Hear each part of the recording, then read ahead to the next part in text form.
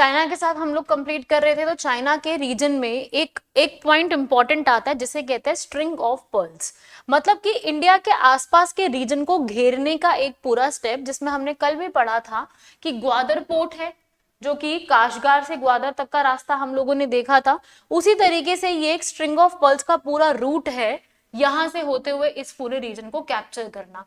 पूरे इंडिया के आसपास के रीजन को कैप्चर करने की जो स्ट्रैटेजी है उसे स्ट्रिंग ऑफ पर्ल्स कहते हैं।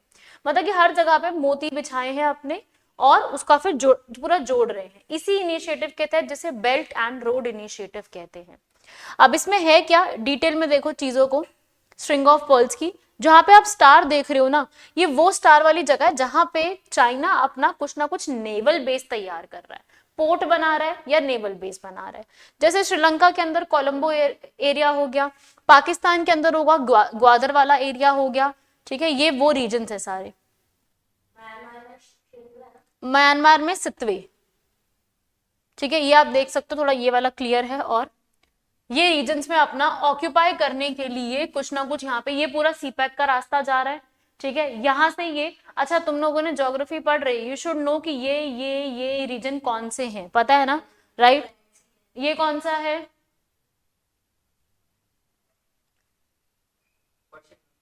Persian gulf, right. और ये पूरा रीजन इधर वाला गल्फ ऑफ ओमान, राइट। अच्छा, गल्फ ऑफ ओमान और पर्शियन गल्फ का जो रीजन है ये वाला, इस स्ट्रेट को क्या बोलते हैं? This strait is known as name, strait का नाम, स्ट्रेट थोड़ी बोलते हैं, नाम भी तो होगा ना, बता रही ये वाले रीजन में और ये रीजन में दोनों स्ट्रेट है ना। हाँ, तो नाम क्या है इनके? किधर है? यहाँ स्विस कैनाल है, पक्का पक्का। हाँ, स्विस कैनाल आगे नहीं होगा, यूरोप में जा रहा है, ये अफ्रीका है। कौन सा है ये बाकी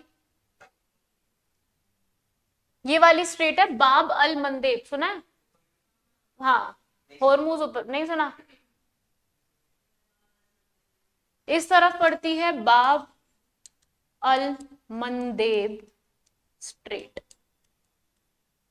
और यहां पे पड़ती है स्ट्रेट ऑफ होर्मुज, ठीक है भाई। तो ये वाले रास्तों में अपना चोक पॉइंट्स बना लिए। चोक पॉइंट्स क्या होता है? इन रीजन को अपना मेन रीजन बना लिया कि यहां से जो भी आना जाना होगा वो सब चाइना की नजरों में रहेगा, है ना। तो अपने रीजन को कैप्चर करने के लिए पूरा स्ट्रिंग ऑफ पर्ल्स का पूरा एक जाल आप यूं कह लो बिछाया हुआ है हर अलग अलग रीजन में। ये ग्वादर हो गया, ये कोलंबो हो गया, मालदीव्स का हो गया, बांग्लादेश का चिट्टागोंग पोर्ट, इसका सितवे पोर्ट, ये सब पोर्ट के नाम में लिखवाऊंगी। फिर इसके बाद ये लाइन, इस लाइन का नाम क्या है?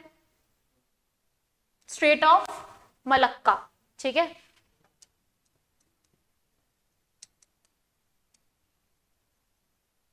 मलक्का एक जगह है, उसके नाम पे रखा है। मलेशिया में एक सिटी आती है मलक्का, जो कि खुद में पूरी सिटी एक यूनेस्को वर्ल्ड हेरिटेज साइट है। जैसे हम कहते हैं ना, Jaipur is a UNESCO world heritage site, city of India, right.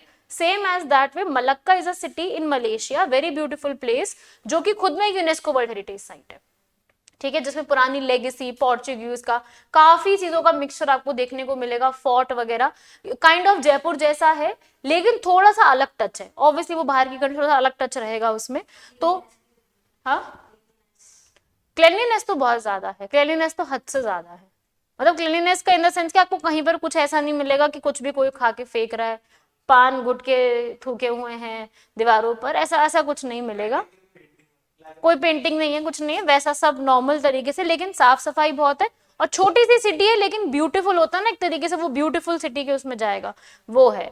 इस बार का 2024 का वर्ल्ड टूरिज्म डे यूएन ने जो ऑर्गेनाइज कराया था वो भी मलक्का में ही हुआ था, ठीक है। और उसी के नाम पे ये स्ट्रेट का नाम पड़ा हुआ है, मलक्का स्ट्रेट, ठीक है। तो ये है वो, यहां जहां पर मेन चोक पॉइंट्स बना के ये रीजन कौन अपना कैप्चर कर रहा है? चाइना, ये पूरे रीजन में।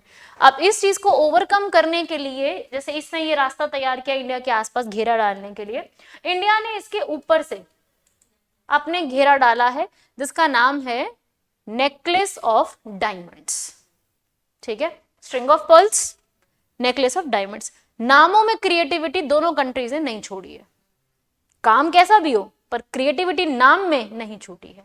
इसे कहते हैं नेकलेस ऑफ डायमंड्स, जो कि इसके ऊपर से, हालांकि ये स्ट्रैटेजी सिर्फ अभी पेपर्स पे ही है, नॉट प्रैक्टिकल सिर्फ, लेकिन string of pearls is practical, उसमें चल रही हैं चीजें, सब कुछ गोइंग ऑन है।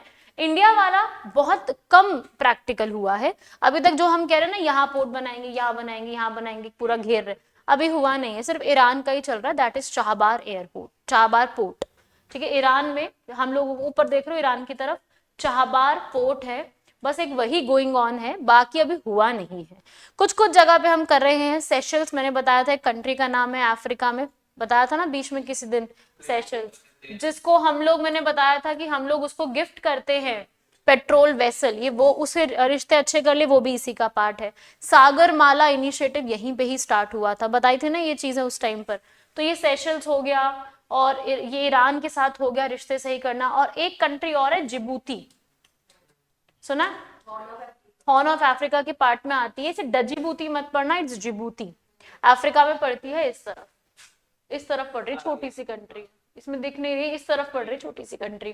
तो उसके साथ मतलब कुछ कुछ कंट्री के साथ हमने अभी शुरू किए हैं चीजें बेहतर करनी। तो प्रैक्टिकली अभी ये पूरा जो नेकलेस ऑफ डायमंड्स है वो उतना ज्यादा प्रैक्टिकल हुआ नहीं है, पेपर्स पे रह गया है अभी। तो धीरे धीरे चीजें जैसे जैसे बढ़ेंगे आगे तो उसको भी करा जाएगा। क्लियर हुआ ना ये वाला? तो string of pearls is a part of belt and road initiative. साथ ही साथ इंडिया, चाइना क्या करता है, चाइना की एक बहुत ही फेमस पॉलिसी है जिसे कहते हैं debt trap diplomacy. Debt trap diplomacy का मतलब क्या है कि आप कर्जे में डाल के उनको फंसा दोगे उस चीज में, जैसे श्रीलंका के साथ हुआ, जैसे पाकिस्तान के साथ हो सकता है, ठीक है, मालदीव के साथ हो सकता है, कि आप उस कंट्री में इंफ्रास्ट्रक्चर इन्वेस्ट करते रहो, करते रहो, करते ही रहो, और एक टाइम आएगा जब वो कंट्री आपका पैसा चुका ही नहीं सकेगी, तो होगा क्या, वो कर्जे में डूब गई, तो अब वो आपको अपनी उस जगह का एक असेट गिरवी रख देगी। ऐसा ही होता है ना, जब आप भी कर्जे में डूब जाओगे, घर किसी के नाम करना पड़ जाता है, अपनी गाड़ी करनी पड़ जाती है, अपनी बाइक करनी पड़ जाती है ना, ताकि आप उस जंजाल से बाहर निकलो। तो सेम ऐसे उस कंट्री के साथ भी, जब इतना कर्जे में डूब जाएगी तो उस कंट्री को एक असेट अपना उसको गिरवी रखना पड़ेगा। जैसे श्रीलंका कर्जे में डूबने के बाद, चाइना के कर्जे में डूबने के बाद, उसने अपने आप वहां का एक पोर्ट, हम्बन टोटा पोर्ट गिरवी रख दिया था चाइना को, ठीक है, और वो गिरवी रख दिया फॉर 99 ईयर्स, ठीक है, और अब ये एक्सटेंड हो गया और 99 ईयर्स के लिए, तो करीब करीब 200 साल तक वो पोर्ट अब किसके कब्जे में आ गया है, चाइना। तो हो गया, पुश्ते सुधर गई इस चीज की, तो कि अब मतलब श्रीलंका और चाइना अब हो गए कनेक्टेड आपस में, अब तो ये चीज टूटने नहीं वाली है, ठीक है। तो आप देख रहे हो कि सबसे इमीडिएट नेबर हमारा किस तरीके से फंस गया उसमें। तो ये है पूरा प्लान, ये है पूरी स्ट्रैटेजी जो आपको देखने को मिल रही है। अब इसमें और चीजें समझेंगे। कल मैंने आपको याद है जो है बता रही थी कि हमारे जो प्रधानमंत्री हैं वो वहां गए थे वुहान में, वो आए थे मामलापुरम में, याद आया? वो भी पिक्चर्स देख सकते हो आप।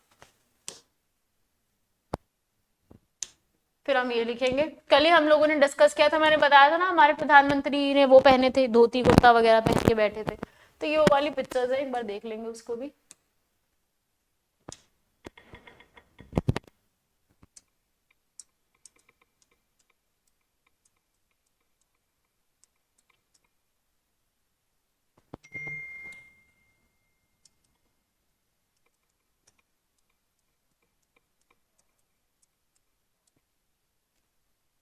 ये देखो,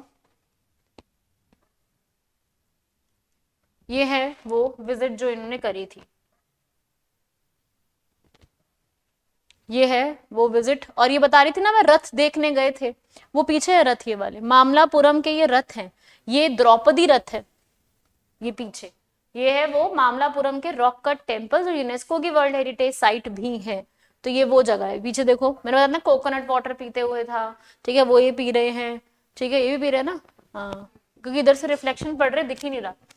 तो ये पीछे रथ है, ये है रॉक कट टेम्पल्स, और रॉक कट टेम्पल आप पीछे देख रहे हो, नक्काशी है, पूरा पिक्चर्स विक्चर्स बनी है, ये सब वो वहां के टेम्पल्स है। और एक वहां पे इंपॉर्टेंट टेम्पल है शोर टेम्पल, SHORE, शोर टेम्पल।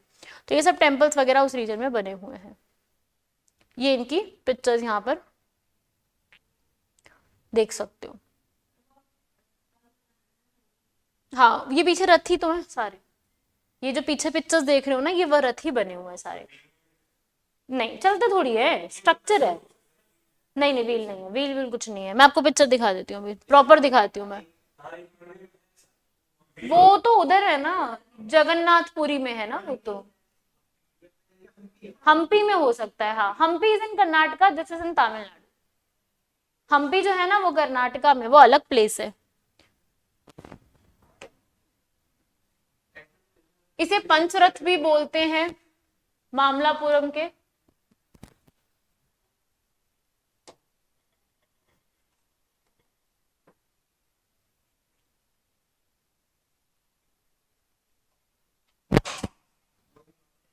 ये है रॉक कट टेम्पल,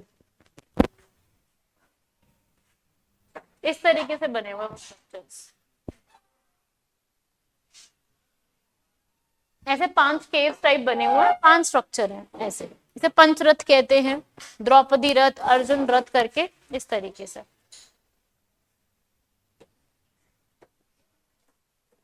ये है वो पिक्चर्स,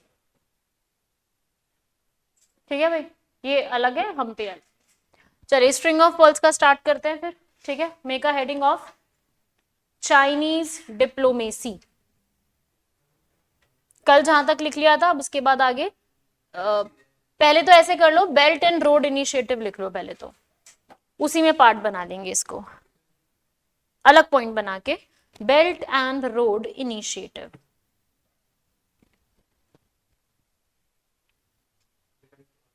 हाँ लिखिए भाई।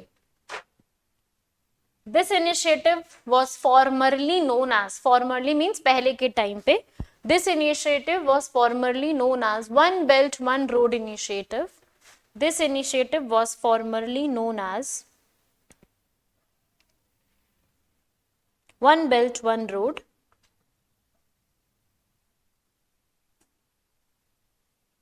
formerly known as belt one road initiative,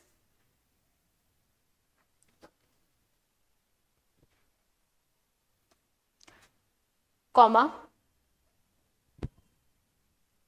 in which construction of road rail construction of road rail maritime construction of road rail maritime projects through a number of countries, projects through a number of countries.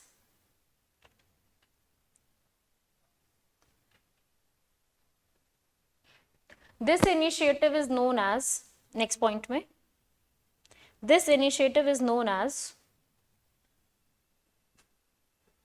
present day 21st century, present day 21st century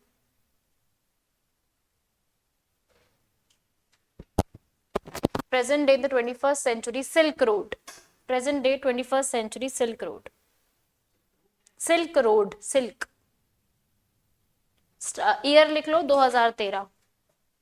इसमें कौन कौन सी countries connect होंगी, कौन सी continents connect होंगी? Asia, Asia से कौन? Europe, और Europe से कौन? अफ्रीका।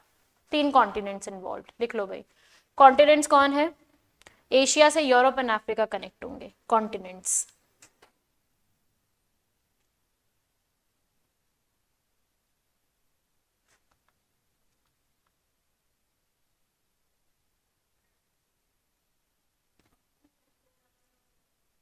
सिल्क रोड था ना पहले, जिससे ट्रेड करते थे, ये नया सिल्क रोड हो गया आज के टाइम का। हाँ तो कह सकते हैं इसको। इंडिया इसके अगेंस्ट है, आप लोग जानते हो इस बात को, राइट? तो इंडिया क्यों अगेंस्ट है? इंडिया के पास क्या कारण है इसके अगेंस्ट होने के? पहला इशू कि जो सीपैक का जो भी रास्ता है वो पीओके से निकाला जा रहा है। कल पढ़ा था ना, काशगार ग्वादर से होते हुए पीओके से जा रहा है, तो वो प्रॉब्लम है।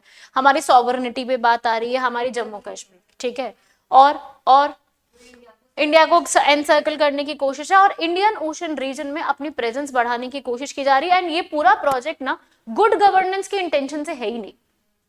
ये क्या है, चाइनीज डोमिनेशन की इंटेंशन है, and India is very much vocal about it. India is not refusing to criticise, India is always criticising, मतलब कोई मना नहीं कर रहा है क्रिटिसाइज करने से, हमेशा वोकली लेवल पर आकर के क्रिटिसाइज कर रहा है इस इनिशिएटिव को. एंड इवन अब आज के टाइम पर ब्रिक्स कंट्रीज में से ब्राजील ने भी इसको अपने आप को यहाँ से जो साइन किए थे वो रिफ्यूज कर लिया, हटा दिया अपने आप को. हाँ, इटली ने भी हटा दिया ना. अभी मैं ब्रिक्स कंट्रीज में बात करूं तो इसमें से हटा दिया अपना नाम, BRI से. हाँ, इंडिया ने तो कभी साइन ही नहीं करा, ठीक है. और इंडिया की देखा देखी भूटान ने भी कभी साइन नहीं करा इस पर, नेपाल ने किया हुआ है, ब्राजील ने अब जो है इसके ऊपर रेफ्यूज कर दिया एक्सेप्ट करने से, ठीक है. नहीं, पर कंट्री कोई बात नहीं, वो साउथ अमेरिका की है, लेकिन कंट्रीज तो साइन कर चुकी है ना कि हाँ इसको हम अप्रूवल देते हैं, अप्रूवल देने के रूप में, क्योंकि इनिशिएटिव पूरे वर्ल्ड को इम्पैक्ट करेगा, इसलिए इनिशिएटिव को अप्रूवल के तौर पर ब्राजील ने अप्रूव किया था. अब इसको डिनाई कर दिया है बिकॉज इसमें डोमिनेंस की इंटेंशन ज्यादा दिख रही है, इसमें कोई गुड नॉर्म्स, गुड गवर्नेंस जैसा कॉन्सेप्ट है नहीं, इसलिए. तो ये एक सबसे बड़ा प्रॉब्लम है. इंडियन ओशन के रीजन में अपनी प्रेजेंस बढ़ाना, हर जगह पे चाइनीज डोमिनेंस को इंक्रीज करने की इंटेंशन से हो रहा है, इसलिए इसके पीछे बहुत से बैकआउट होने लग रहे हैं, ठीक है. लिखिए इसके अंदर आगे, India is vocal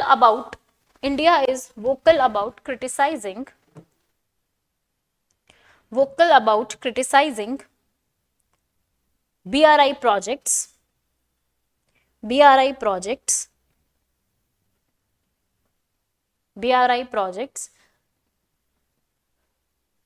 stating that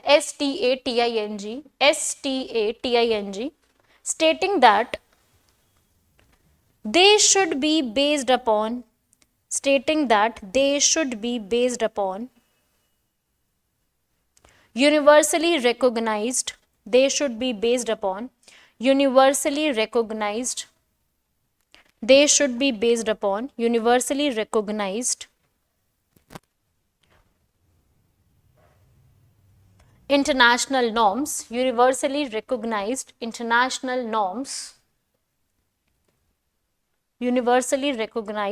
international norms, comma, good governance, transparency,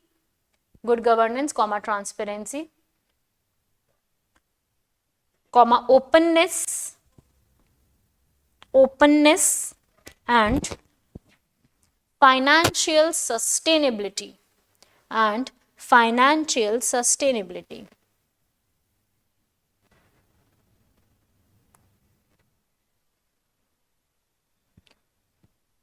Next point, BRI can be seen as, इसी में ही आगे, BRI Belt and Road Initiative can be seen as China using its infrastructure,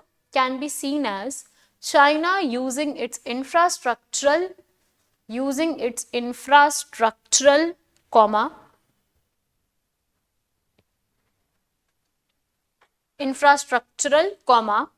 intellectual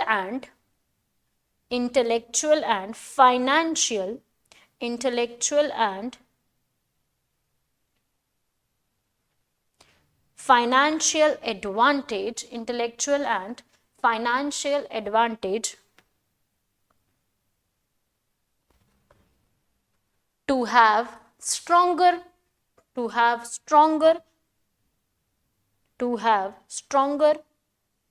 ties with countries and Indian Ocean region.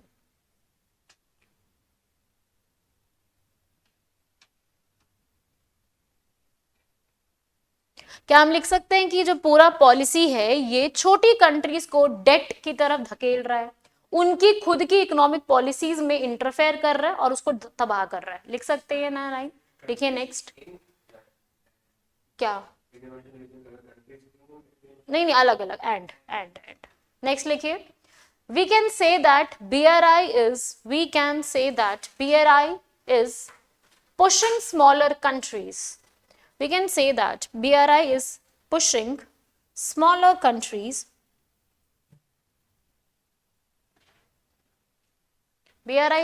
smaller countries onto the road of debt cycle, onto the road of debt cycle, comma,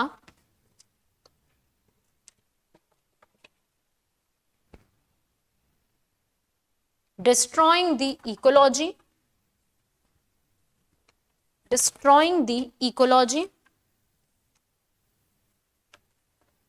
destroying the ecology, comma, disrupting local communities, disrupting local communities.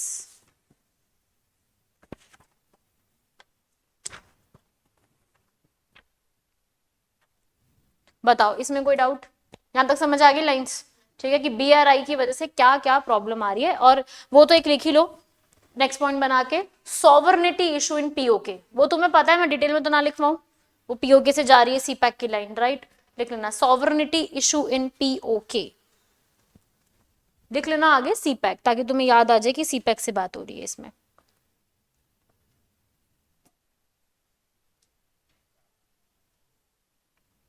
Next point, recently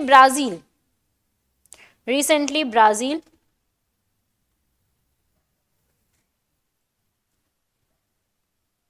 has back out from BRI, back out from BRI.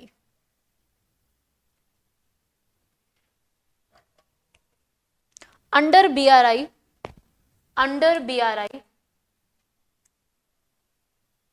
लिखने को जब भी आएगा तो ये चीजें लिखनी है आपको, क्या क्या चीजें चल रही हैं BRI के अंडर, क्या चल रहा है। पहला तो सीपैक लिख लो फर्स्ट, दूसरा ये प्रोजेक्ट चलेगा, ये तो आपको सीधा याद ही करना है क्योंकि बन रहे हैं, अभी ये बने नहीं हैं। EC लिख रही हूं मैं, मतलब इकोनॉमिक कॉरिडोर लास्ट में।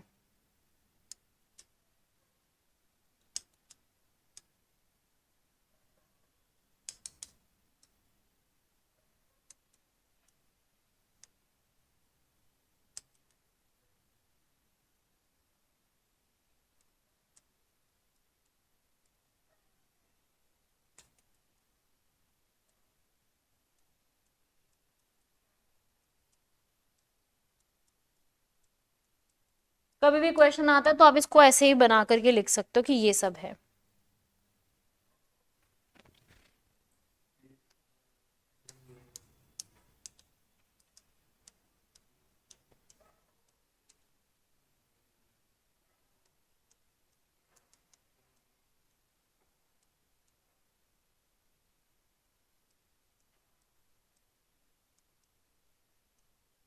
इन सब कंट्रीज ने साइन कर लिया, लिख लो किन किन कंट्रीज ने अब तक साइन कर लिया है। 44 कंट्रीज अफ्रीका की, साउथ ईस्ट की 6, यूरोप की 34, लैटिन अमेरिका जानते हो क्या? हाँ ठीक है, इन्होंने साइन कर दिया है।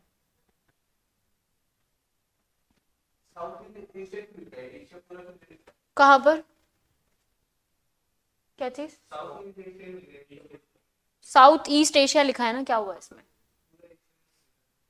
क्यों नहीं लिखा मैंने? क्योंकि शॉर्ट में लिख दिया मैंने, तो मुझे लगा समझ ही जाओगे।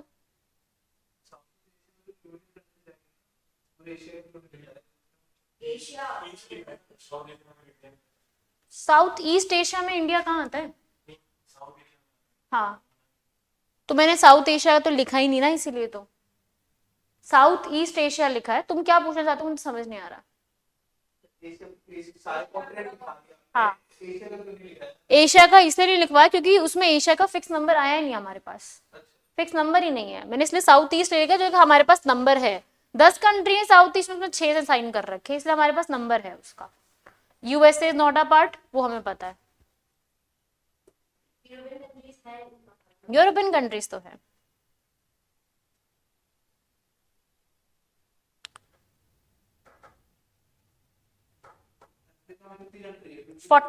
अफ्रीका में टोटल 54 कंट्रीज है।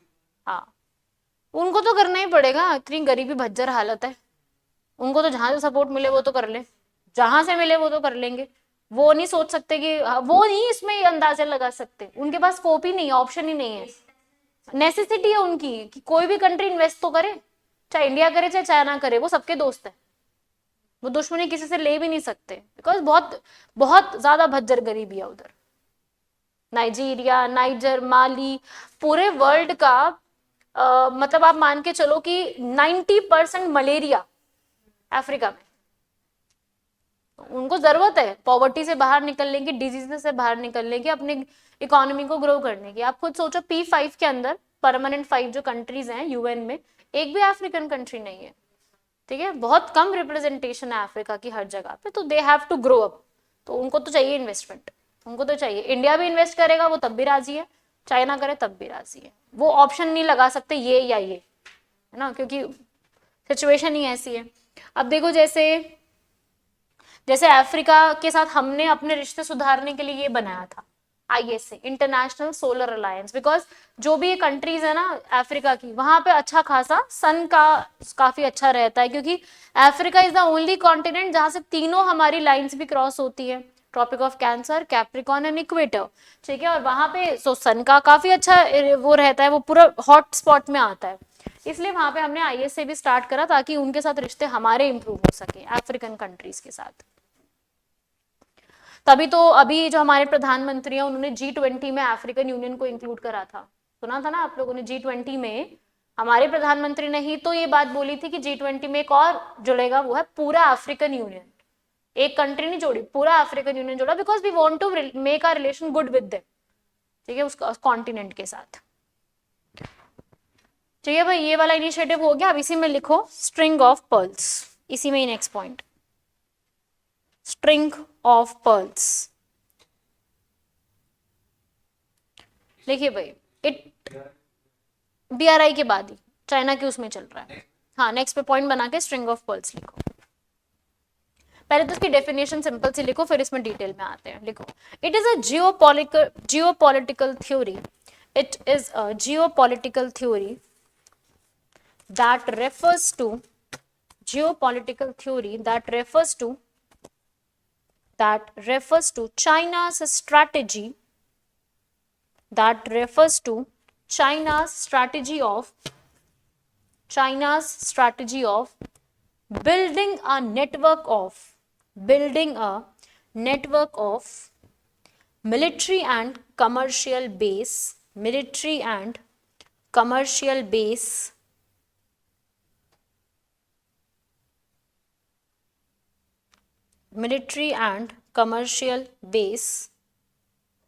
in Indian Ocean region.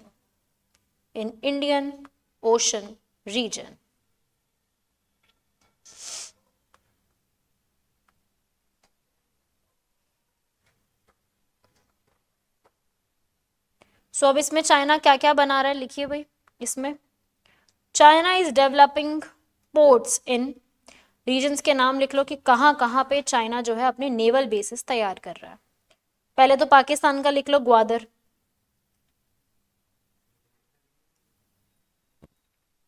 वहां कहाँ कहाँ पे पोर्ट बना रहा है, China is developing ports in first Gwadar Pakistan, Hambantota Sri Lanka,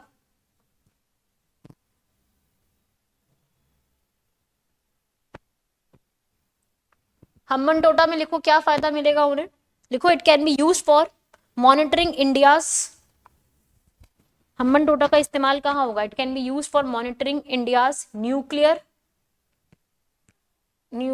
establishments.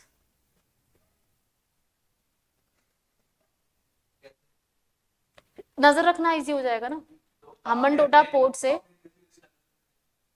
अपनी न्यूक्लियर एस्टैब्लिशमेंट नहीं है, साउथ में है ना, कोस्टल एरियाज में पूरी अपनी nuclear establishment, nuclear power plant, reactor, space का सारा चीजें कहाँ होती है, साउथ कोस्ट में। हाँ, और साउथ कोस्ट से सबसे नजदीक क्या पड़ता है, श्रीलंका। हाँ, तुम क्या समझ रहे, कुछ और? नहीं नहीं, ये सब नहीं। हाँ नहीं, ये सब नहीं, न्यूक्लियस पे नजर रखना, स्पेस पे नजर रखना, मॉनिटर रखना, सर्विलेंस रखना, बिकॉज वहां पे रेडार लगाना पॉसिबल है। श्रीलंका बहुत छोटी सी कंट्री है, रेडार्स लगा के इंडिया के साउथ कोस्ट की चीजों पे नजर रखी जा सकती है, ठीक है, तो उसके लिए है ये चीज, ठीक है। थर्ड लिखिए, 2 हो गए ना पोर्ट्स, थर्ड लिखो चिट्टागोंग बांग्लादेश, चिट्टागोंग बांग्लादेश, यहां पे कुछ और नहीं लगाना, लिखो China is developing, China is developing container port facility here, container port facility here. Container port facility क्या होता है? जहां पे जो भी शिप्स वगैरह होते हैं उनकी आवाजाही मूवमेंट का एक रुकावट का इलाका होता है, कि यहाँ पे रेस्ट हो सकता है, रुक सकते हैं, ठीक है, यहाँ पे सामान आना जाना उतारा जा सकता है, फिर आगे वो शिप वहां से आगे कहीं और भी जाएगी। ठीक, एक तरीके से ना जो होता है ना मीडिएटर पॉइंट, वो तरीके से रोकना, रेस्ट करने का वैसा वाला एरिया, मीडिएटर पॉइंट टाइप। ठीक है, नेक्स्ट लिखिए Sittwe port of Myanmar, Sittwe SITTWE, SITTWE, Sittwe port.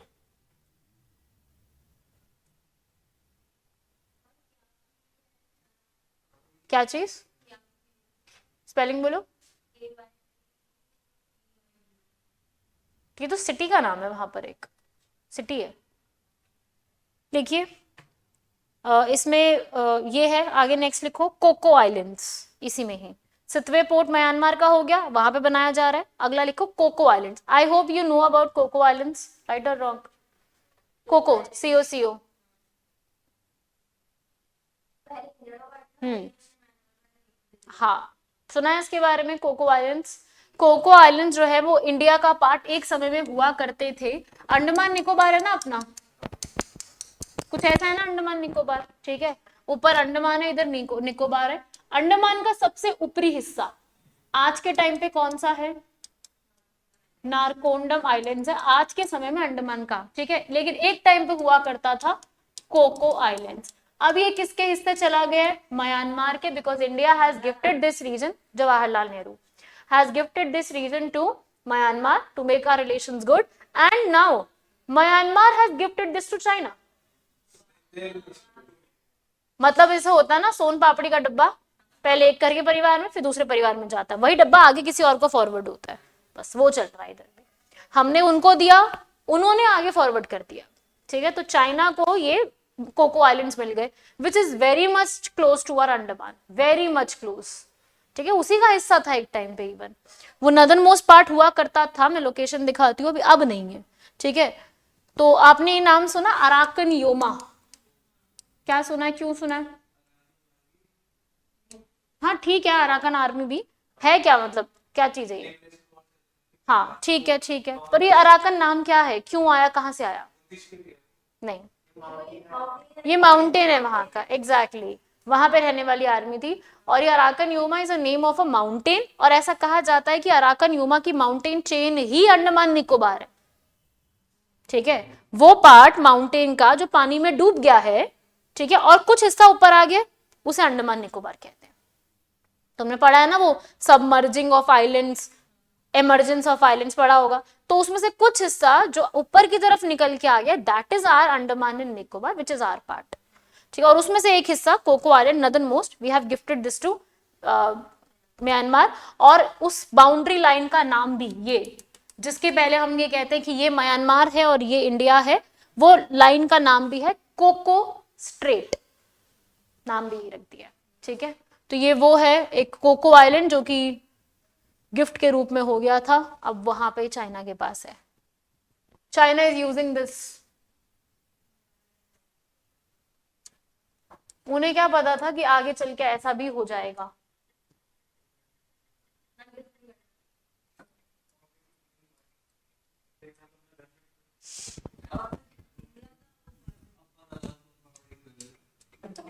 किसकी वैल्यू?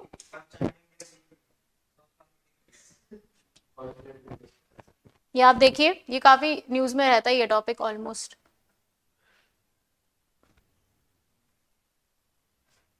ये है कोको आइलैंड, अंडमान ये रहा अपना, इसके जस्ट ऊपर पड़ता है ये। हाँ ये देखो, तो कोको आइलैंड के नीचे देख रहे हो म्यांमार लिखा हुआ, ठीक है, because it is gifted by us to them. और आप देख सकते हो कितना दूरी दिखा रहे हैं ये, ठीक है, कितनी कितनी दूरी है ये उस चीज का है, कैसे जा सकते हैं वगैरह उस चीज के लिए। हाँ ये लास्ट का जो ग्रेट निकोबार है उससे तो बहुत पास है इंडोनेशिया, इंडोनेशिया और थाईलैंड तो बहुत करीब है, अंडमान, कई लोग जाते भी है पहले अंडमान की तक फ्लाइट ली, अंडमान घूम के then they went to that place. Malaysia जाना है, फुकेट जाना है, मतलब थाईलैंड जाना है, इंडोनेशिया जाना है। और दूर नहीं है ये सारी कंट्रीज हमारे यहाँ से, बहुत दूर है नहीं है, पास पास ही है, 3 से 4 घंटे में यू विल बी देयर। हाँ, मैरीटाइम नेबर्स में आते हैं। ये तो ऑस्ट्रेलिया के कोकोज है, ये कोको है, ठीक है, वो इस तरीके से याद रखना, कोको आइलैंड है इस तरीके के।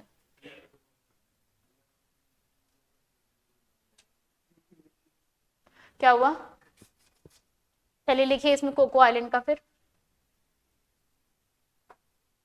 लिखिए कोको आइलैंड। इससे फायदा क्या होगा चाइना को जो यहाँ पे मिल रहा है, इससे फायदा लिखो, दे कैन या China can oversee the activities, oversee the activities of ISRO and DRDO. उसी कोस्ट पे तो है ना, ईस्ट कोस्ट पे है ना हमारे इसरो और डीआरडीओ। कल हुई है ना स्पेडेक्स, कौन सी वाली, नाम बोलो, नाम बताया करो, ऐसे नहीं कोई गैसिंग वर्क मत किया करो। तो ये कल लॉन्च करिए ना आपने मिसाइल स्पेसडेक्स, स्पेडेक्स के नाम से, पढ़ना उसके बारे में भी। चलिए आगे लिखेंगे इसके बाद, इसरो एंड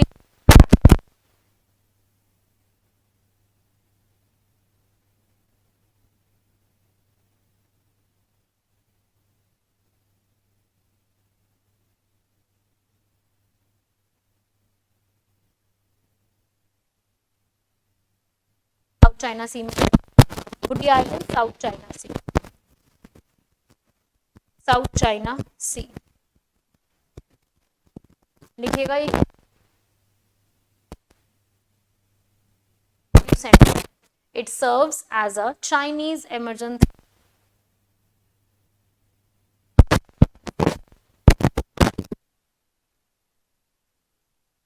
ठीक है भाई, ये है चाइना के इंपॉर्टेंट सेंटर्स जो चाइना यहाँ पे यूज कर रहा है।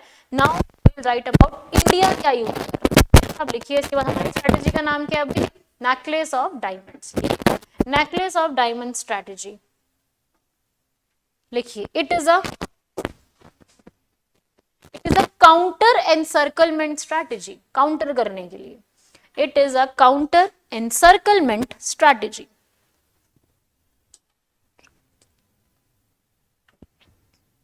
कौन कौन से है लिखिए भाई स्ट्रैटेजी में, फर्स्ट इसमें लिखो कौन सा है, पहला चाहबार, चाबहार, CHA और बहार, Iran, yes. Next Sabang Indonesia, SABANG, Sabang Indonesia.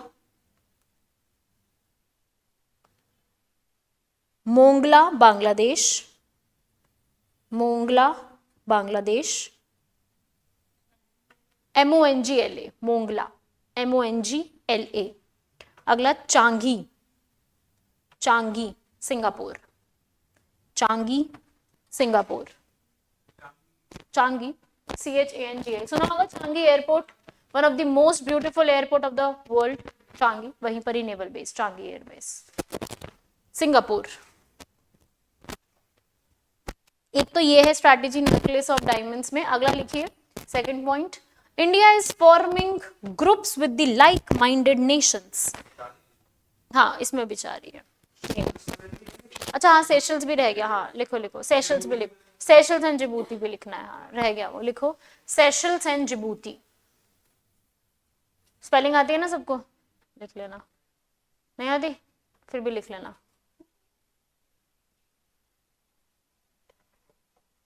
Next point, point बनाओ, India is forming group with the like minded country. समझते हो लाइक माइंडेड कंट्री, ऐसे ही होता है ना, अपनी दोस्ती भी तो उन्हीं से होती है जिनसे लाइक माइंडेड होते हैं। अब जो सोच ही अलग रखता है, जो जाता ही अलग डायरेक्शन में, जिसकी पटरी अलग है, उसे दोस्ती नहीं बन सकती ना हमारी। तो वही चीज है, लाइक माइंडेड कंट्री के साथ दोस्ती रखना। Forming groups with like minded countries, like minded countries like quad, I2U2, Quad, I2U2, etc.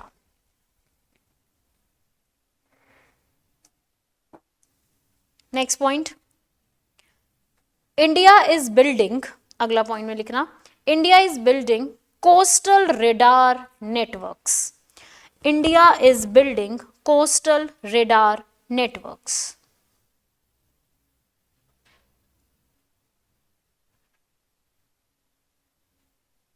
Coastal radar networks. ठीक है भाई, वो बिल्ड कर रहा है ताकि एक रेडार सिस्टम हमारा तैयार रहे हर जगह पर. उसके लिए कहां कहां पे है वो लिख लो.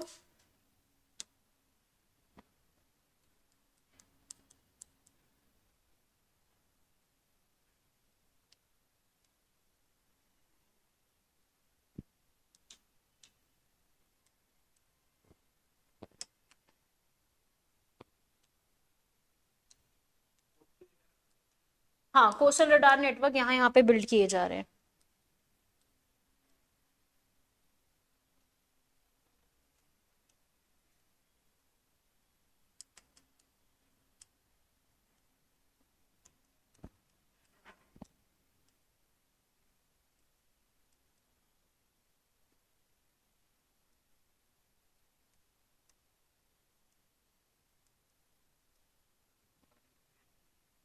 श्रीलंका.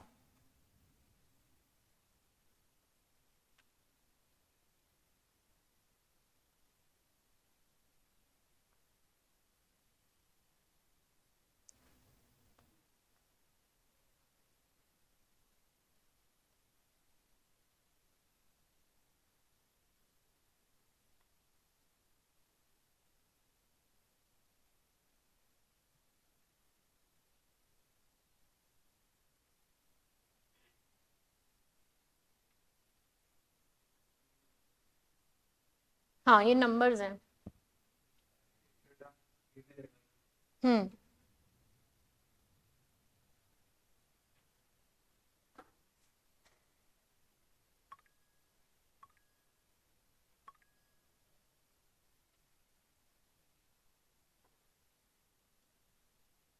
यहाँ तक बताओ, कोई डाउट है तो पूछो.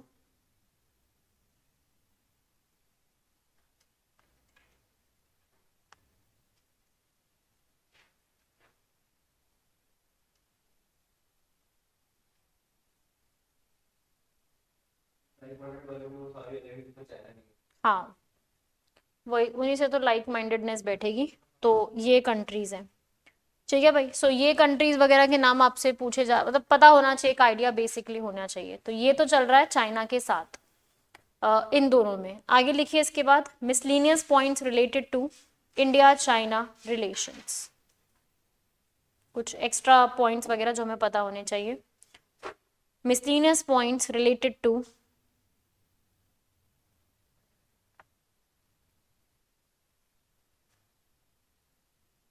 पहला पॉइंट लिखिए भाई.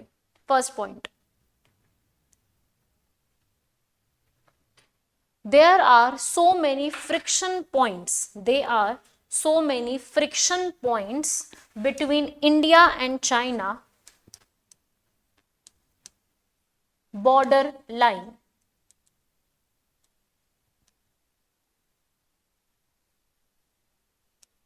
जैसे कि कौन से, सामने से स्पेलिंग लिखो, इनको मैं लोकेशन दिखाती हूँ. यहां पर क्लैशेस देखे जाते हैं अक्सर. तो ये प्लेसेस जो है सीधा आ जाएगा Depsang plains, recently news prelims में बन जाएगा, तो you should know the place.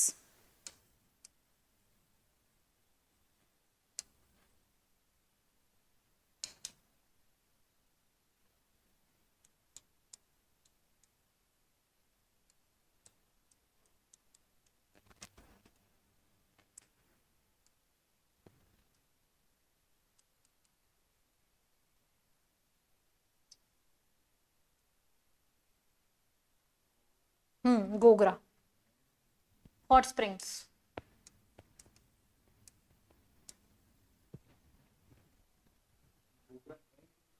Gogra और उसके आसपास के हॉट स्प्रिंग्स. गोगरा जगह का नाम है और हॉट स्प्रिंग्स उसके आसपास है.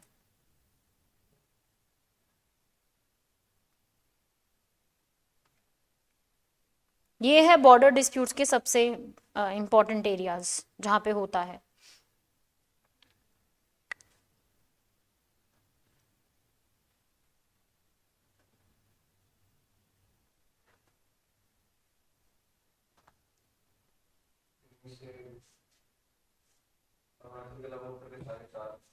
हाँ सारे LAC में आते हैं। नेक्स्ट पॉइंट कुछ मिसलेनियस में लिखिए भाई, अगला पॉइंट।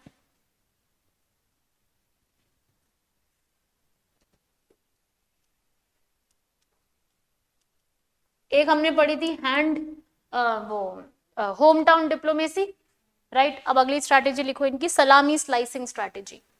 क्वेश्चन आता है सीधा सलामी स्लाइसिंग स्ट्रैटेजी क्या है, तो वो हम लिखते हैं।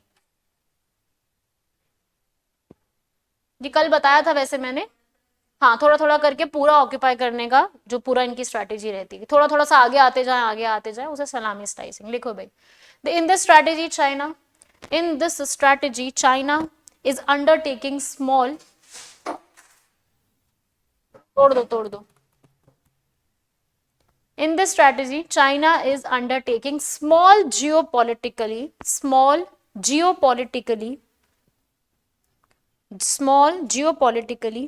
unlawful steps to achieve a bigger area,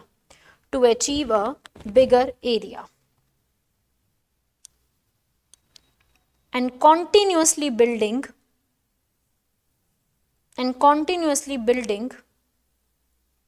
roads, bridges in that area.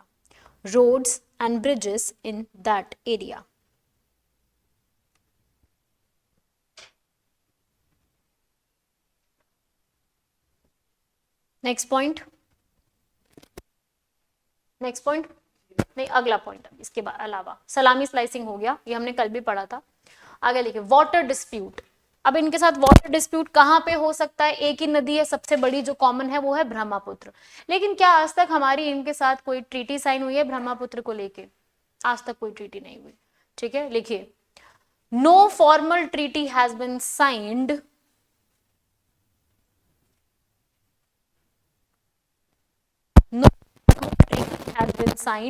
for the water sharing. No formal treaty has been signed for water sharing.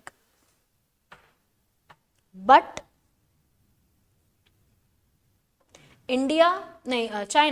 China is making numerous dams. बहुत सारे dams बना रहे, but China is making numerous dams upon Brahmaputra, on which India has raised the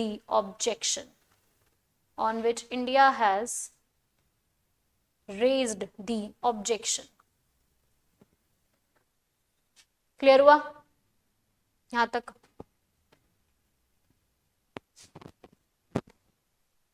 कोई बताओ यहां तक doubt है तो पूछो। क्लियर है ये वाली चीजें? अब इंडिया ने क्या क्या करा, अब वो सब आपने देख लिया, चाइना और इंडिया इशूज क्या है, चाइना क्या कर रहा है, वो सब है। इसमें एक इशू और भी है, वो साउथ चाइना सी का, लेकिन साउथ चाइना सी का इशू इंडिया के साथ नहीं, वो है साउथ ईस्ट एशियन कंट्रीज के साथ, वियतनाम, लाओस, उनके साथ, हमारे साथ नहीं है, इसलिए हम उसको वहां लिखेंगे, अपने साथ वाले में नहीं लिखते। जब हम साउथ ईस्ट पढ़ेंगे ना उसमें लिख लेंगे इस चीज को। यहाँ तक आपको डाउट है तो बताओ पहले। स्ट्रैटेजीज क्लियर हो गई, सलामी स्लाइसिंग स्ट्रैटेजी। उसके बाद आपने पढ़ी एक home town diplomacy, hand in hand exercise, कुछ टर्म्स पढ़ी है ना, ये बात तो टर्म्स भी दिमाग में रखना। ठीक, और कौन सी टर्म पढ़ी थी? आई थिंक यही पढ़ी है या और भी कोई है, चेक कर लो ना एक बार।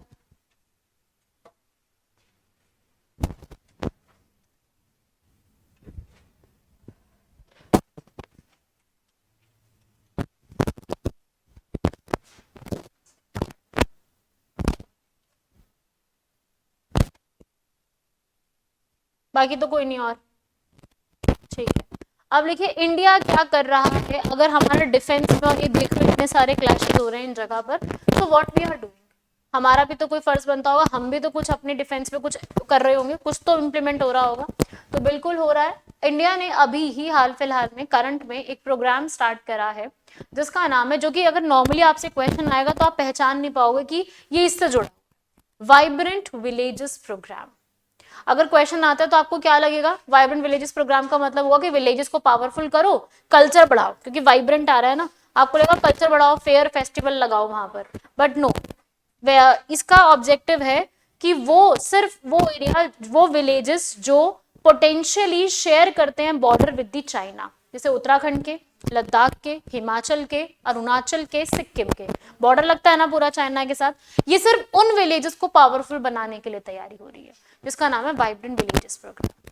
ठीक है, समझ में आ गई बात। तो ये एक नया अभी स्टार्ट हुआ है प्रोग्राम, अभी की सरकार ने ही शुरू किया है, जिसका नाम है वाइब्रेंट विलेजेस प्रोग्राम, जिसमें सिर्फ उन एरियाज को जो है वो स्ट्रॉन्ग बनाया जाएगा जो डिफेंस के रीजन में चाइना से बॉर्डर शेयर करते हैं, क्योंकि सबसे बड़ा खतरा सबसे पहले उन्हीं विलेजेस को है, कुछ भी अटैक होता है, कुछ भी होता है तो सबसे पहला खतरा उन्हें ही है।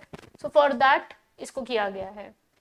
तो उसी की हेडिंग बना लो, लिख लो, efforts by India, efforts by India, first point vibrant villages programme.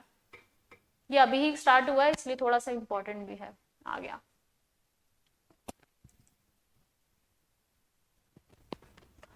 ये बजट में आया था हमारे,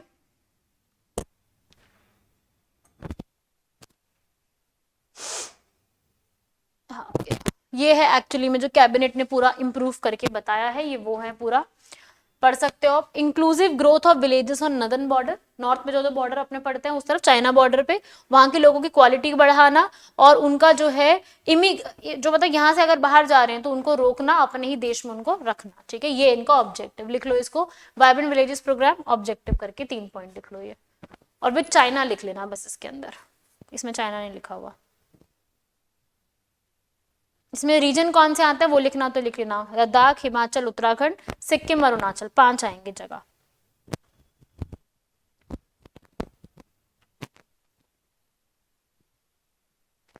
अब चलो बॉर्डर को तो सुधारने के लिए ये हो गया, अब तुम बताओ कोको आइलैंड में था, 7वें पोर्ट में हो रहा है, तो वहां नहीं करना चाहिए क्या कुछ, अंडमान में भी तो करना चाहिए।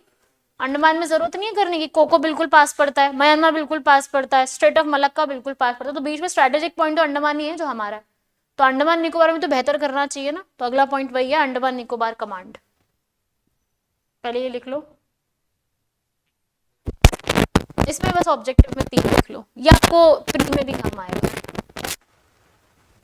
बहुत सी चीजें ओवरलैप करती हैं प्री में, छोटे छोटे पॉइंट्स हैं।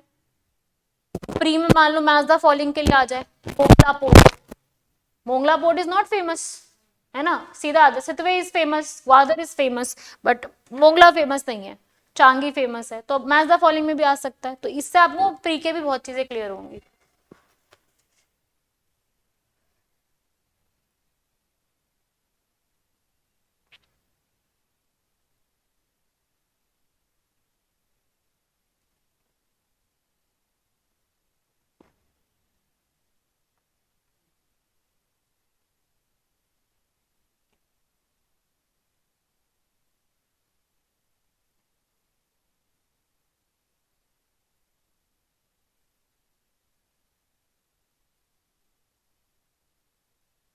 यहाँ पे सुबह सुबह ब्रेकफास्ट ऑप्शंस क्या है, बस कचौड़ी मत बोलना, पास में है इधर, पोहा, ओनली पोहा, वो तो मिली, चाय का तो ठीक है, चाय तो, बर्गर कहाँ से, रिद्धि सिद्धि स्वीट्स,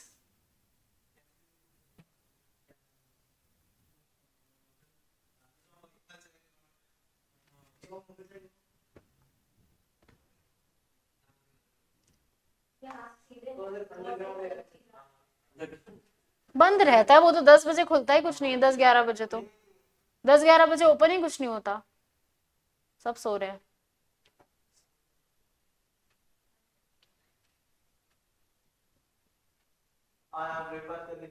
हम्म, तो तुम्हें तो ब्रेक मिलेगा, खा लेना जाके। हाँ, ये आता ही कम है इतना क्लास में, एक तो कम आता, ऊपर से ऐसे ऐसी बहकी बहकी बातें करता है, और नहीं तो क्या, क्लास में थोड़ा चिल माहौल रखा करो, रिलैक्स रहा करो। चल हाँ, बोलो, बस यहाँ पे चाइना, विद चाइना, कोई डाउट हो मुझसे पूछा करो, एक दूसरे से नहीं, डोंट रिलाई, एक दूसरे सब गलत ही बताते हैं, पता किसी को नहीं होता कुछ भी। अब ठीक है, वैसे मेरे से पूछा करो, मैं क्लास में हूँ तो मुझसे ही सीधा पूछो, एक दूसरे से तो पूछो ही मत। नहीं नहीं लिखा नहीं हुआ, बट है ही, डायरेक्टली नहीं लिखा, पर है ही वही चीज। हाँ, बता नहीं रहे हम लोग उन्हें, जैसे उन्हें पता भी नहीं चलेगा।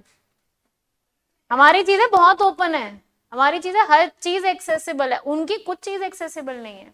उनकी मैगजीन्स में क्या छप रहा है, क्या, we can't have the access, है ही नहीं, चलेगा ही नहीं यहाँ पर।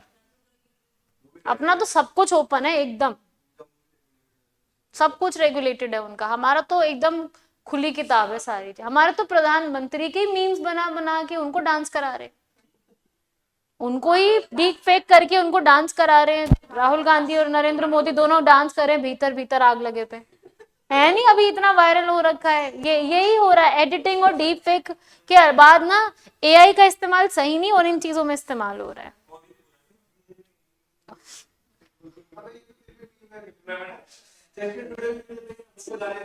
हाँ वो भी कर रहे हैं, मतलब कुछ भी चल रहा है। हम्म,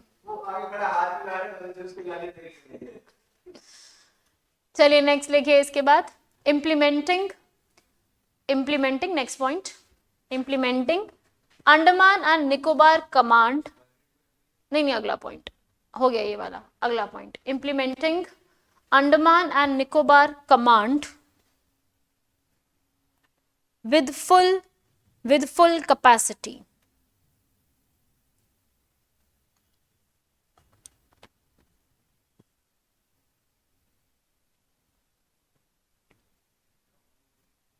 कमांड इन द सेंस वो एक हेडक्वार्टर्स होता है ना, आर्मी के हेडक्वार्टर्स को कमांड बोलते हैं ना, वो चीज लिखिए भाई। अच्छा ये चीज आपको पता है कि अंडमान निकोबार में ऑलरेडी ऑलरेडी भारत का इकलौता ट्राई फोर्सेस कमांड है, पता है ये चीज, मतलब कि वहां पर आर्मी नेवी एयरफोर्स तीनों के हेडक्वार्टर्स हैं एक ही जगह पर, that is port Blair. And what is the new name of port Blair? Shri Vijayam, right, नया नाम आ चुका है, ठीक है, ये नया नाम है। Why Shri Vijayam? What was the harm in Port Blair? Exactly, this name was given by Britishers. Captain Blair was the person who has been given this name, and now the Sri Vijayam has its colonial legacy in the Chola Empire. In the Chola period text, we have seen that Andaman Nicobar is being referred as Sri Vijayam. So we have again changed the name, right, to prove our legacy. चोला, हाँ चोला की legacy सबसे अलग है बाकियों के comparison. आज के time पे चोला की चीजें बहुत पावरफुल निकल के आ रही है, जैसे सेंगोल का इस्तेमाल आपने देखा पार्लियामेंट में किया गया था, नट सेंगोल मशाल, ऐसे टाइप की काइंड ऑफ मशाल टाइप दिखती है, जो कि पावर ऑफ ट्रांसफर जो है ना, ट्रांसफर की जो पावर होती है उसको डिनोट करती है। जब नई पार्लियामेंट बनी थी ना तो वापस स्थापित किया गया, तो ऊपर नंदी बैल है और नीचे एक पूरा मशाल टाइप है, वो सोने का बना हुआ है, सोने का नहीं है वो, गोल्ड की प्लेट है, प्लेट है उस पर गोल्ड प्लेटेड है। और ऐसी नटराज की मूर्ति आपने देखी इतनी बड़ी, जो कि भारत मंडपम G20 के लिए लगाई गई थी, बहुत फेमस हुई थी। All these belong from Chola empire. सारा जो भी चीजें हैं ना, आर्टिफैक्ट्स वगैरह जो निकले, जो आज इस्तेमाल हो रहे हैं, वो उस टाइम पे इस्तेमाल होते थे जिसका आज हम इस्तेमाल कर रहे हैं, ठीक है। ऑब्वियसली बहुत अच्छे तरीके से अब नया बना दिया उसको, ठीक है। सो अंडमान निकोबार जो है ना, उसको और स्ट्रेंथन करने की जरूरत है, क्योंकि Andaman Nicobar has already proved that place can sail, fly and fight, right? Sail means navy, fly means air force and fight means army, ठीक है, उस हिसाब से, ठीक है, ये यूज करोगे तो आंसर इफेक्टिव रहेगा आंसर राइटिंग में। लिखो इसमें, Andaman Nicobar command has already proved that, ANC लिख लो, Andaman Nicobar command, A&NC, Andaman and Nicobar command, ठीक है, शॉर्ट में, A&NC has already proved that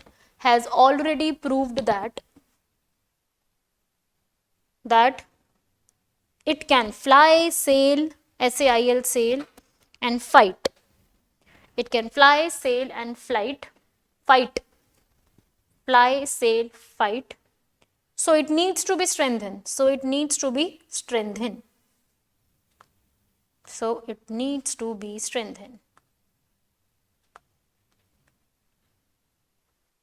And there is a need to make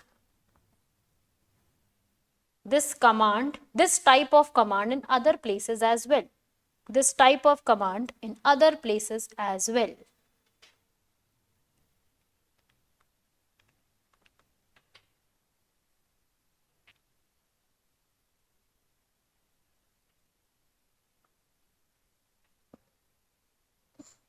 next point, अब यहां तक खत्म, अगला पॉइंट लिखिए. India is strategically increasing its investment in defense. India is strategically increasing its investment in defense.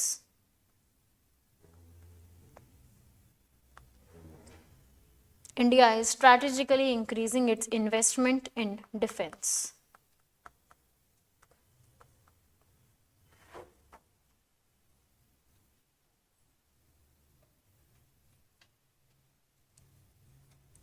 हो गया भाई यहां तक, कोई डाउट? चलिए क्वेश्चन लिखिए मेंस का. The CPEC is viewed as, question है, the CPEC is viewed, VIEWED, जिसे देखा जाता है, viewed as cardinal, CARDINAL,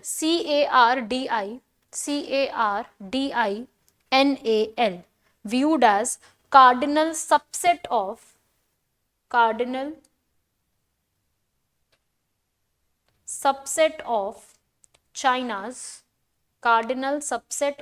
China's OBOR initiative. OBOR, OBOR, One Belt One Road initiative. Full stop. Give a brief description of CPEC.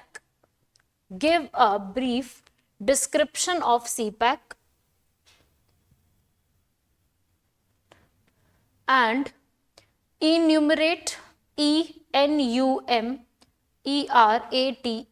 and enumerate the reasons why India has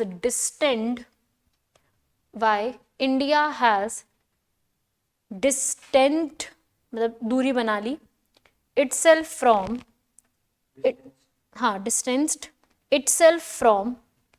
this initiative.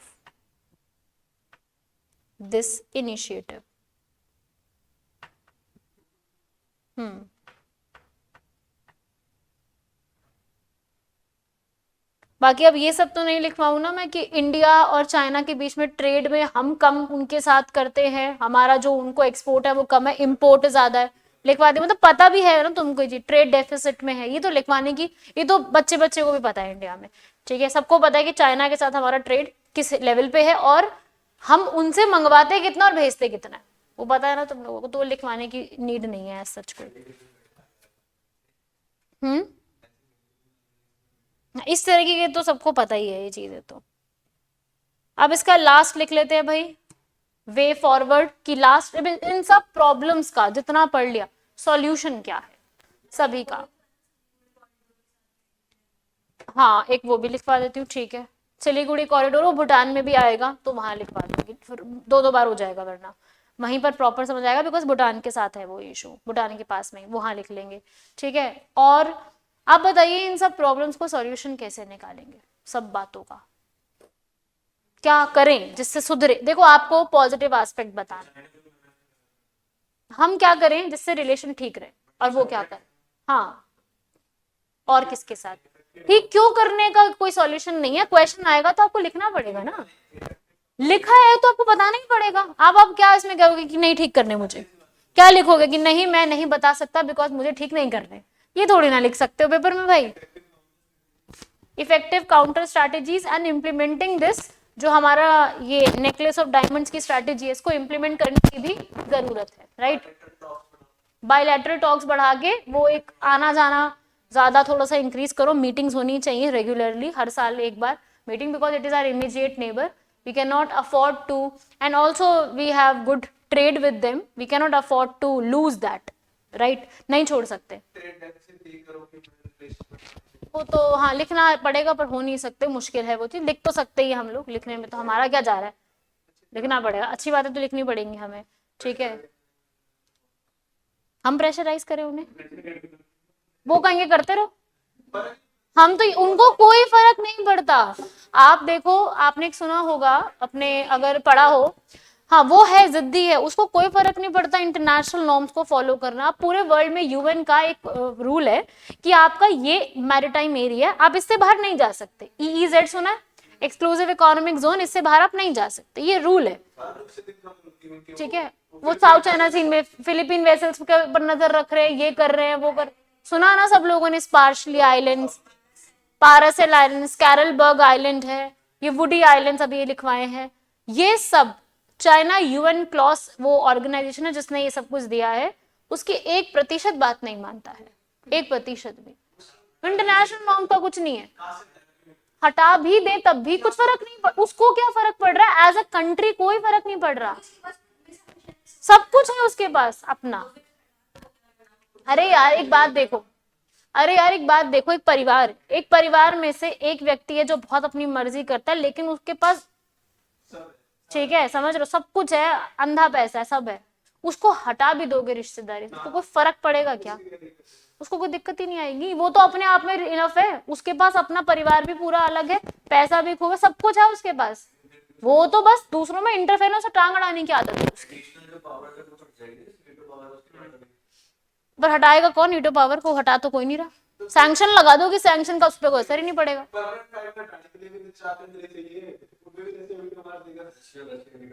सबसे ज्यादा Russia ही veto use कर चुका है, सबसे ज्यादा आज तक veto China ने नहीं यूज करी, वो तो बदनाम है, रशिया ने यूज करी है। हाँ तो ये आपस में जो है ना, ये चीजें चलती रहती हैं, तो वो है, कर भी दोगे हटा भी दो सैंक्शन, तो उसको फर्क ही कुछ नहीं पड़ेगा।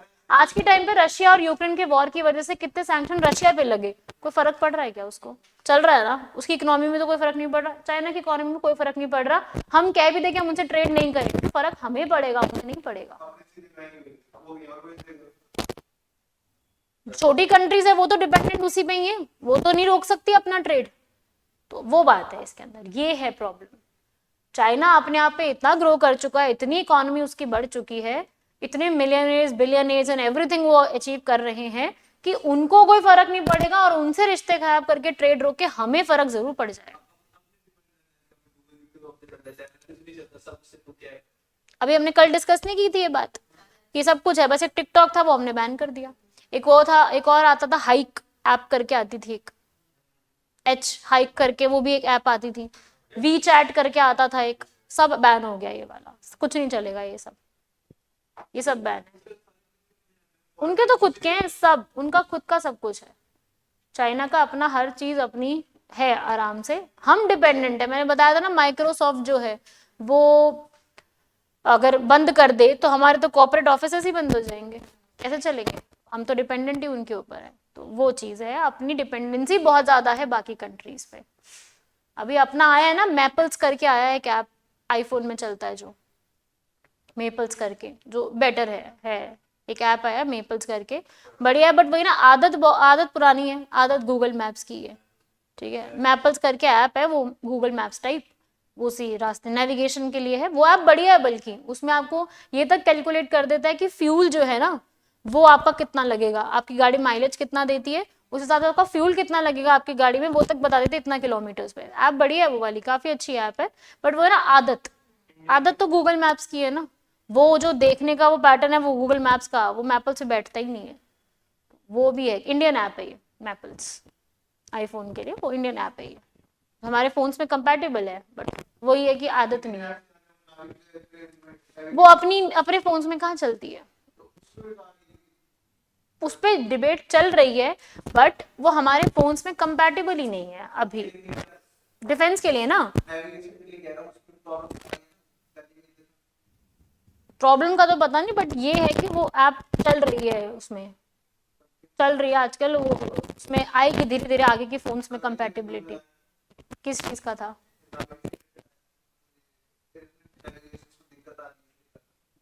वो रिलायबिलिटी इशूज थोड़ा रहता है चीजों को लेके। हाँ, और अभी देखो अपने जो इंडियन फोन्स थे, स्मार्टफोन्स, लावा हमारा कंपनी थी, है ना, कहाँ है वो? लावा नहीं सुना तुमने? महेंद्र सिंह धोनी एम्बेसडर था उसका, नहीं लावा था फोन, एक टाइम पे चलता था, सस्ता भी था, महंगा ही था फोन, सस्ता फोन था, 3-4 हजार में भी मिल जाया करता था बढ़िया सा स्मार्टफोन। ठीक है, पर वो ये ना हैंग, रिलायबिलिटी नहीं है, सेंटर नहीं है कोई उसके, तो वो तो कंपनी उड़ गई। ठीक है, तो ये मेन प्रॉब्लम है कि हम लोगों की रिलायबिलिटी फिर उन्हीं कंपनीज में, Samsung, iPhone, OnePlus, Vivo, Oppo, and those are और फॉरेन ब्रांड्स, इंडियन है ही नहीं, वो है ही नहीं इंडिया में। इंडिया में रिलायबिलिटी एक ही चीज पे बस, टाटा टाटा टाटा टाटा, दैट्स इट। सब चीज में टाटा रिलायंस, टाटा रिलायंस, और किसी पे रिलायबिलिटी नहीं। अब तो महिंद्रा पे भी है थोड़ी, लेकिन टाटा टाटा है भाई, सबसे टॉप पे है। पुरानी पुश्तों से हमारी पूछ लो, हमारी पुरानी जनरेशन से पूछ लो, सबका एक है टाटा, उसके ऊपर कुछ नहीं है, कोई क्वालिटी नहीं है, बस कहने की बात। टाटा की गाड़ियों की रिलायबिलिटी तो मत ही पूछो,